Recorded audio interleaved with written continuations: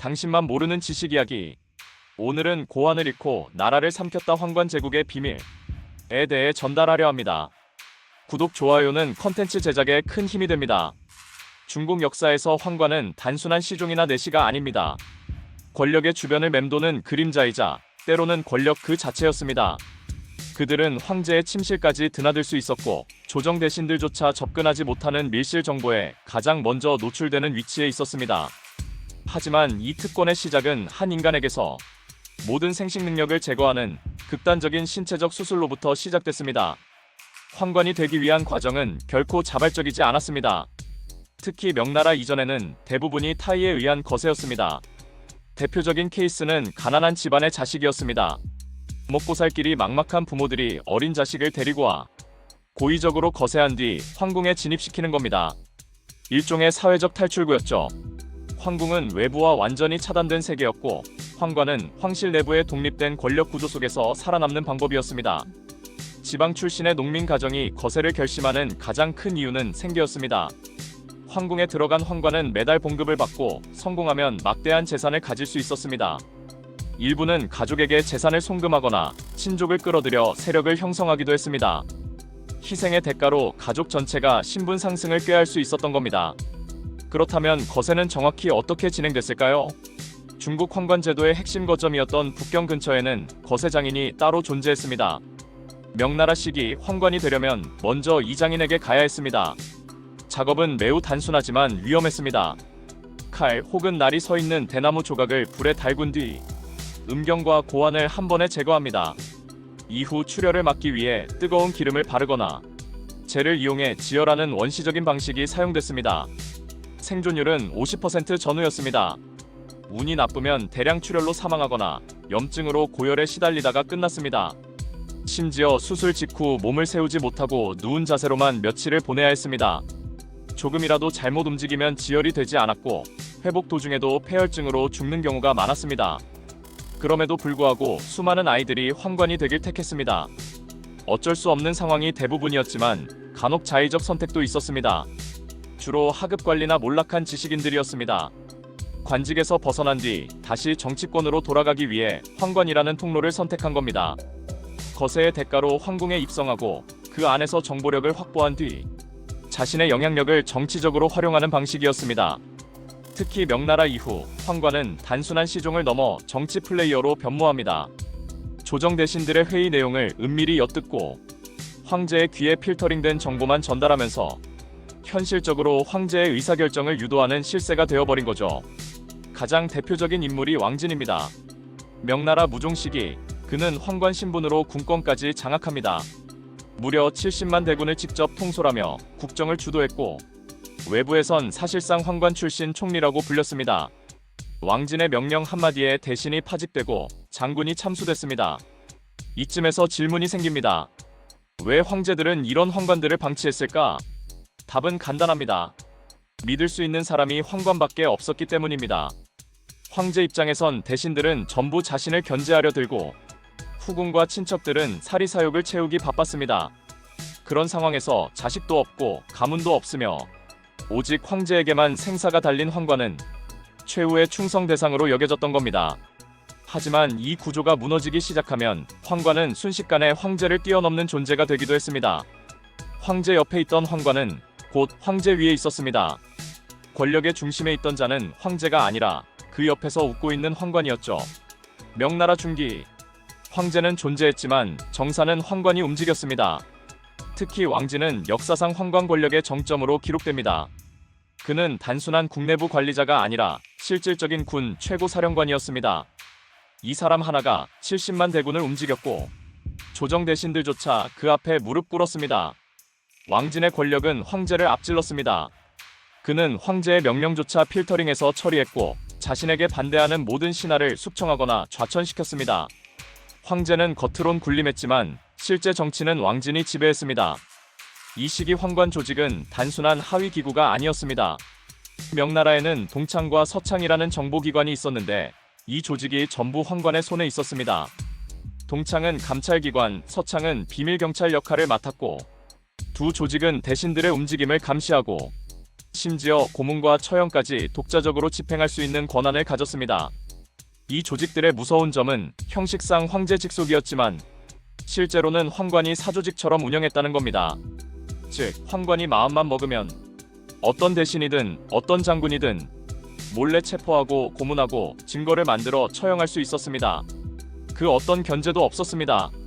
문제는 여기서 끝나지 않습니다. 황관의 힘은 황실 내부까지 파고들었습니다. 후궁들의 내부 싸움에 개입하고 황태자 책봉 과정에서도 손을 뻗쳤습니다.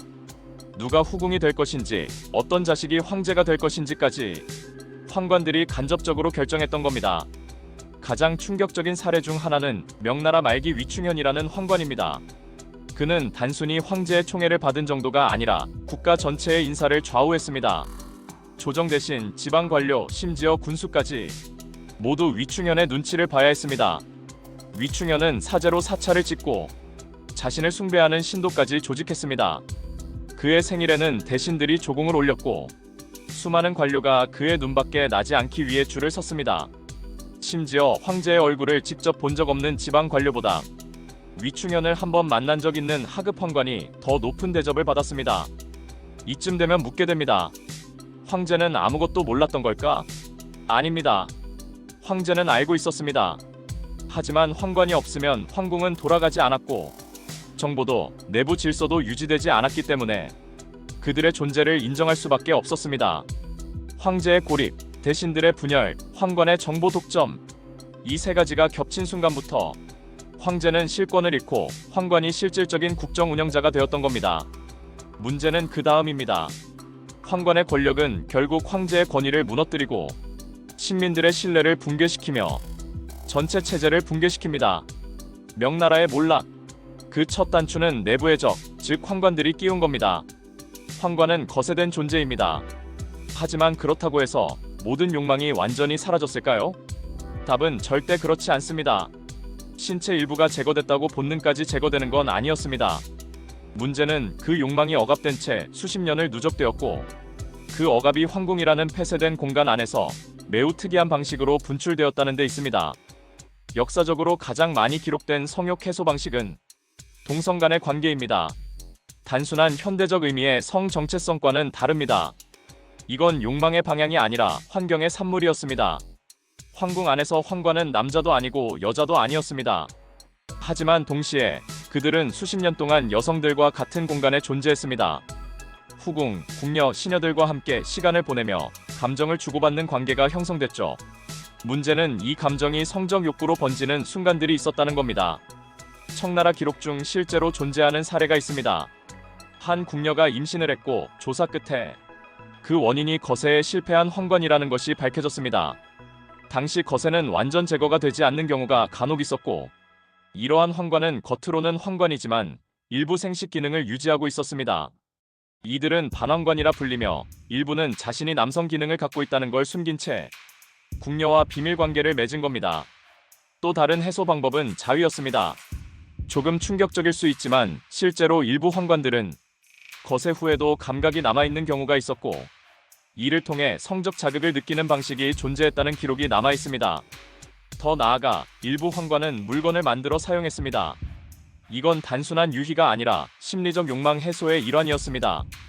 폐쇄된 환경, 규율의 억압, 사회적 고립, 그 모든 것이 한 인간의 욕망을 왜곡시켰고 그 왜곡은 도구화된 해소 방법으로 이어졌습니다. 하지만 이것만으로 끝나지 않았습니다. 황관들 사이에서는 애정 관계가 실제로 형성됐습니다. 남성 간의 유사 연애 혹은 권력과 연계된 성적 관계가 존재했죠. 기록에 따르면 일부 상급 황관은 하급 황관을 애첩처럼 대했고 음식, 옷, 숙소 등에서 특혜를 주는 대가로 유사 관계를 유지했습니다. 이건 단순한 일탈이 아니라 권력 위계 내의 성적 착취였던 겁니다. 또 하나 잘 알려지지 않은 부분이 있습니다. 황관 중 일부는 궁녀들과 실제 결혼 유사 형태를 맺기도 했습니다. 물론 법적으로 혼인은 아니었지만 장기간 동거하거나 상호 감정 기반의 정서적 결합이 존재했던 거죠. 특히 중년 이후 권력에서 벗어난 황관들 중에는 외부로 나가 환속하며 여성과 가정을 이루는 사례도 존재합니다. 하지만 반대로 이들은 끊임없는 조롱과 멸시를 받기도 했습니다. 남자가 아닌 자라는 사회적 낙인이 있었고 어떤 의미에서는 욕망은 있으나 표현할 수 없는 존재로 심리적으로 붕괴되는 사례도 많았습니다. 명나라 말기 한 황관이 자살을 결심하며 남긴 편지가 지금까지 남아 있습니다. 거기엔 이렇게 쓰여 있었습니다. 나는 남자로 태어나 남자도 여자도 아니게 되었고 욕망은 있으나 풀 길 없으며 권력이 있어도 사람이 아니었다. 이건 단순한 감상이 아니라 황관이라는 제도의 본질을 꿰뚫는 고백이었습니다. 황관의 권력은 정점에 오르면 반드시 붕괴했습니다. 그들의 말 한마디에 대신이 잘리고 군대가 움직이고 심지어 황제의 명령까지 왜곡되던 시절, 문제는 그들이 스스로 황제가 되고 싶어졌을 때였습니다. 명나라 말기 실질적으로 나라를 운영하던 황관 위충현은 황제조차 피할 정도의 권력을 쥐고 있었습니다. 그는 황실 근위부대를 장악하고 감찰 기구인 동창과 서창을 모두 수중에 넣었으며 자신을 숭배하는 사원까지 세우고 수백 명의 신도를 두었습니다. 한 명의 황관이 사실상 종교적, 정치적, 군사적 권력을 동시에 지녔던 겁니다. 그가 권력 정점에 있을 때 대신들은 아무 말도 할 수 없었습니다. 심지어 황제마저 그를 노골적으로 비판하지 못했죠. 하지만 그 권력이 스스로를 황제로 착각하는 수준까지 갔을 때 조정은 폭발했습니다. 반황관 세력, 중신들, 지방 군벌이 손을 잡고 위충현을 제거하려 했습니다. 하지만 그를 직접 처벌하겠다는 명령을 내린 순간 황궁 내부에서 무력 충돌이 벌어졌습니다. 황관 세력이 황제 처소를 점거하고 정변에 가까운 충돌이 발생했던 겁니다. 이는 단순한 황관 해고가 아닌 실제로 황관이 황제를 암살하려 시도한 사건으로 이어졌습니다. 조선에도 비슷한 사례가 있습니다. 세조 때 황관 김처선은 왕의 침실까지 출입하며 절대적인 신임을 받았지만 권력을 행사하다 결국 세조의 분노를 샀습니다. 처형 명령이 떨어지자 그는 절명하면서도 입을 다물었습니다. 끝까지 왕실의 비밀을 지킨 충신이자 동시에 왕조 내부 권력 균형의 위협이기도 했던 겁니다. 황제를 위협하는 존재가 되어버린 황관. 이에 대한 조치로 명나라 말기부터 본격적인 황관 숙청이 시작됩니다. 정확히 말해 정치적 대청소였습니다. 수백 명의 황관이 처형당했고 일부는 공개적으로 사지를 찢는 방식으로 잔혹한 본보기가 되었습니다.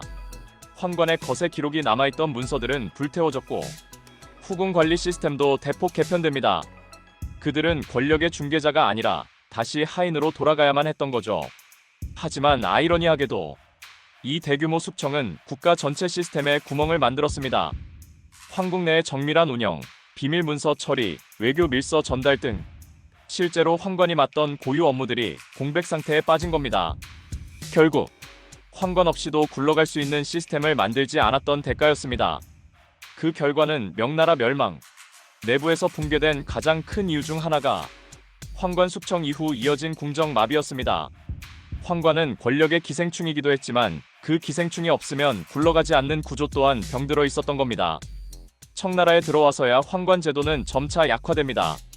신권과 내각 중심의 운영으로 넘어가면서 황관의 정치적 개입은 점차 축소되었고 20세기 초 마지막 황제 푸이가 퇴위하면서 황관 제도는 역사 속으로 완전히 사라지게 됩니다. 단순한 궁중 하인이 아니라 국가를 흔들고 권력을 농단하고 역사의 방향까지 바꾼 존재. 황관은 사라진 권력이 아니라 절대로 다시 등장해서는 안 되는 권력의 교훈이었습니다. 황관은 칼을 들지 않았습니다. 하지만 모든 검보다 더 날카로운 무기를 가지고 있었습니다. 정보. 황궁은 전쟁터였습니다. 외부가 아니라 내부의 전장. 누가 황제의 귀에 먼저 들어가느냐, 누가 상대의 약점을 먼저 쥐느냐. 그 싸움에서 황관은 무기를 들지 않고도 가장 앞에 섰습니다. 명나라의 동창과 서창. 표면상 감찰 기구였지만 실제로는 정보 독점 조직이었습니다. 운영 주체는 황관. 특히 동창은 명나라 영락제 때 설치됐고 그 목적은 명확했습니다. 조정 대신들의 사적인 언행, 지방 관리의 부정행위, 황제의 명에 반하는 음모를 탐지하라. 이 명령 아래 황관들은 각 지역에 스파이를 배치하고 도시마다 밀정을 심었으며 대신에 사적까지 도청했습니다. 현대의 정보기관으로 치면 동창은 내무부 국정원 검찰 수사권을 한몸에 지닌 괴물 조직이었습니다. 그들의 기술력은 지금 들어도 놀랍습니다. 상소문 위조, 사문서 변조, 증인 매수는 기본이고 적의 말을 왜곡해 황제에게 보고하는 정보 편집이 가장 강력한 기술이었습니다. 즉, 진실보다 어떻게 전달하느냐가 중요했던 겁니다. 이 기술을 가장 극단적으로 활용한 인물이 바로 황관 왕진입니다. 그는 한 지방의 병사가 황제를 욕했다는 밀고를 조작해 수천 명 규모의 지역 군벌을 통째로 숙청합니다. 사실 여부는 중요하지 않았습니다. 왕진이 욕했다고 말하면 그게 곧 법이자 진실이었던 겁니다. 더 놀라운 건 황관들이 직접 고문과 조사까지 했다는 점입니다. 이건 현대 감찰 조직도 하지 못하는 일입니다. 정보 수집, 피의자 체포, 자백 강요, 판결 결정, 집행까지 모든 절차를 황관 조직이 독점했으니까요. 한번 찍히면 끝이었습니다. 상소를 올려도 항변을 해도 이미 황관의 보고서가 황제 책상에 올라갔다면 그 사람은 살아서 궁을 나갈 수 없었습니다. 이런 구조가 만들어낸 건 공포였습니다. 대신들은 서로 감시했고 지방 관리들은 말조차 아끼며 눈치만 봤습니다. 심지어 가족끼리도 서로를 의심했습니다. 왜냐면 동창이 심어놓은 밀정은 아들일 수도 있고 하인이었을 수도 있고 심지어는 첩이었을 수도 있었거든요. 조금만 의심스러운 언행이 포착되면 황관이 직접 파견돼 뒷조사를 했고 대부분 결과는 정해져 있었습니다. 반역의 가능성 있음, 처벌 요망, 그리고 그런 구조는 황관에게 신에 가까운 권위를 줬습니다. 단순한 국내 관리자가 아니라 왕조 전체를 감시하고 통제하는 눈과 귀, 그게 바로 황관이었습니다. 그들은 정보를 통해 정치, 군사, 사법, 경제를 통제했습니다. 하지만 아이러니하게도 그 정보력은 결국 스스로를 파괴하는 도구가 되기도 했습니다. 정보의 과잉은 결국 불신을 낳고 불신은 황제의 권위를 붕괴시켰습니다. 황제가 누구를 믿어야 할지 몰라질 때 황관은 가장 가까운 존재가 아니라 가장 위험한 존재가 되기 시작했습니다. 황관 제도는 역사 속에서 사라졌습니다. 하지만 그들이 남긴 흔적은 아직도 곳곳에 남아 있습니다. 중국 허난성에는 지금도 황관묘라는 이름의 무덤이 존재합니다. 청나라 마지막 황관으로 기록된 순지사는 푸이 황제 퇴위 후에도 황실을 지켰던 인물로 1950년대까지 생존했습니다. 그는 공산당 치하에서도 조용히 살아갔고 죽기 전까지 자신이 마지막 황관임을 자각하고 있었습니다. 그가 남긴 회고록에는 이런 말이 나옵니다. 우리는 황제를 위해 살았지만 결국 황제에게 버림받을 존재라는 걸 알고 있었다. 이 짧은 문장은 황관이라는 존재의 아이러니를 집약하고 있습니다. 왕에게 가장 가까웠지만 가장 먼저 제거되던 존재. 권력을 위해 몸을 바쳤지만 그 권력이 끝나면 가장 쓸모없는 사람이 되는 삶. 황관들이 남긴 유산은 묘지나 기록만이 아닙니다. 중국의 고도들, 특히 자금성 내부에는 황관 전용 통로, 황관 숙소, 황관들의 문서 창고 같은 공간이 아직도 남아 있습니다. 관광객들은 그저 지나치지만 그 안에는 한 시대를 움직였던 정보, 명령, 비밀이 얽혀 있었습니다.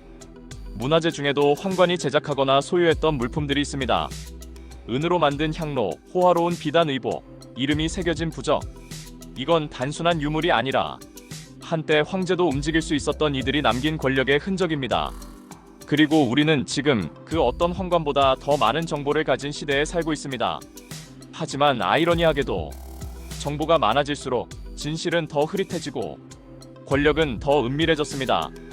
과거 황관들이 정보를 편집해 권력을 휘둘렀던 것처럼 오늘날에도 누군가는 정보를 편집된 진실로 바꿔 말하고 그 편집을 진실로 믿게 만듭니다. 황관 제도는 끝났지만 정보 권력은 형태만 바뀌었을 뿐 지금도 살아있습니다. 그래서 이 역사는 단순히 황궁의 뒷이야기가 아니라 현대를 사는 우리에게 아주 현실적인 질문을 던집니다. 당신은 지금 누구의 정보를 믿고 있는가? 그리고 더 중요한 질문, 그 정보는 당신을 위한 것인가? 누군가의 권력을 위한 것인가? 다음에도 더 유익한 컨텐츠로 돌아오겠습니다. 감사합니다.